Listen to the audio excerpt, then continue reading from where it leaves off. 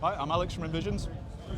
I mean, you're right in terms of where the sound comes from. It is that sort of early 2000s metalcore sort of stuff. So, you know, you're talking Killswitch Engage, Bullet for My Valentine, Trivium, that sort of thing. Where that's where all the riff inspiration comes from, really. But then, you know, you put in modern elements in there as well. So, you know, we've been on tour with Spirit Box, haven't we? And you know, Mike Stringer, one of the best guitar players on the planet at the moment. You know, massive influence. So. That's it. Like going out with those guys, especially it feels like they have an absolute an even fresher perspective as well, because those guys just sound unlike anybody else out there. Like, you know, you can compare bands like you just said, those to early 2000s, whereas those guys have elements of heavy in the songwriting and the just progressive riffs, and it's just for sure. Always taking different inspiration from that kind of thing as well. Periphery as well. Oh yeah.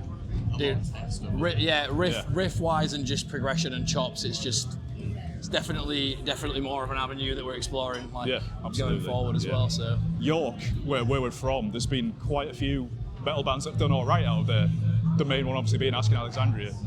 After that there was Glamour of the Kill as well. So yeah, they did sick the band. best Maiden cover I've ever heard. 2 Minutes to Midnight on the Kerrang CD. Without a doubt, there was a load of good ones on that CD, but that was the one that it was unreal, wasn't it? Fantastic. Yeah, both great bands, and obviously when you're growing up in that environment, and we were probably early teens, going to see these bands at local shows, it was definitely influenced you.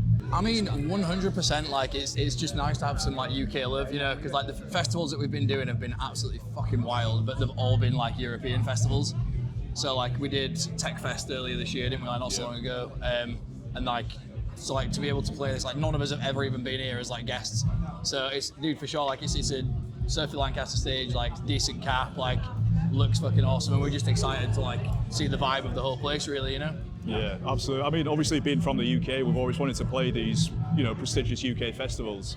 We did Download in 2018, I think it was. Yeah. But since then, it's just been smaller things. You've done Tech Fest a couple of times, but getting onto the Bloodstock bill is pretty big for us. Dude, there's so many just from Hellfest alone, I feel like. Yeah, I don't know about Wilds, but yeah, Hellfest, just the backstage area was so cool. But it was you just everywhere you look, you bump into someone incredibly famous. From the second of rolling up, it's literally it's from you loading up to loading up to the dock at main stage, and being asked, can you guys move your van out of the way because Megadeth want to load the bus, and we're just yep, okay, yeah. Never heard of it. Dave Mustaine standing at the on the viewing platform, literally 3 feet away from us, when we're playing table foosball having a beer. It's don't belong here.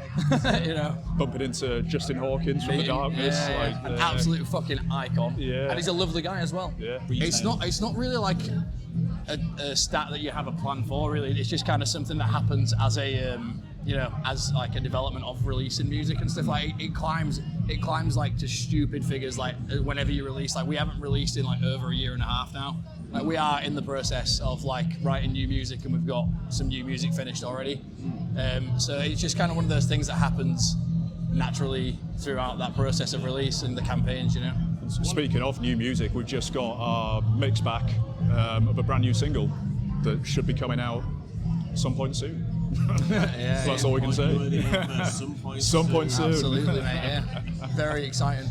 In terms of social media engagement, it's all our guitar player Lucas is massively on it. He's a content creator, isn't he? Absolutely loves it. Yeah. I mean, he'll respond to every single comment that we get on any video, on any platform. He's always there. But in terms of actual content, it's just, I guess, more of the same for us, really, isn't it? It's, instrument playthroughs, things like that. We have discussed things like streaming, but it hasn't materialised yet. We've talked about streaming a band practice and things like that. So stuff we've spoken about, but we did once upon a time do live streams from rehearsals and stuff, and it got some good engagement. But it's one of those things now that we're trying to everything that we do, we're trying to push forward in a more progressive way. So even down to getting actual desk mix audio and stuff like that. It's just those are the moves. So you can still hear the live, but it doesn't sound like an absolute washout, and it's just cymbal noise. Everybody was definitely affected in terms of having cancelled. Did we have 2 or 3 tours cancelled? So Europe, 2 European ones. After Brexit. No, because of Brexit. Because of Brexit. Oh no, sorry, I'm thinking about COVID entirely. Yeah, I was this gonna say, is why I should play drums. This is why I should play drums and not speak. It definitely became a hell of a lot more expensive. I mean, in terms of putting all your gear on a carnet and stuff like that, that's just additional costs everywhere, basically. More hurdles, more steps. Having to think about things like you can only spend a period of 90 days in Europe over a 6-month period or something like that. Yeah. It's just things you didn't have to think about before, which you do now. Yeah. And it's just a ridiculous decision for this country to take, but there we are. No, appreciate it. It's definitely a bold statement move, wasn't it? It was, yeah. It's Ben absolutely kills it on that track, actually, doesn't he? He does, yeah. And the interesting thing about that is, I remember we posted it on Twitter, and Corey Taylor himself went and liked the tweet. So Corey Taylor's listened to Invisions. Yeah. Covering his own band, but you know. So. Yeah. He just made it. Like we can stop now. It's like it's fine. Yeah, we're gonna have to at some point probably learn to actually play it and play it live. But it's one of those giant bands that like it's a very daring move to tackle because they are just icons already. Like, and like there's going to be a lot of people online that will be quick to jump the gun and be like, "What are you doing? Like that's not okay. I don't do that." Yeah, that's the thing with covers. Like some people are like, if it's not similar to the original, then it's wrong, it's bad. Or if you go too far into your own style, it's wrong and it's bad. So it's just it's such a tightrope to walk.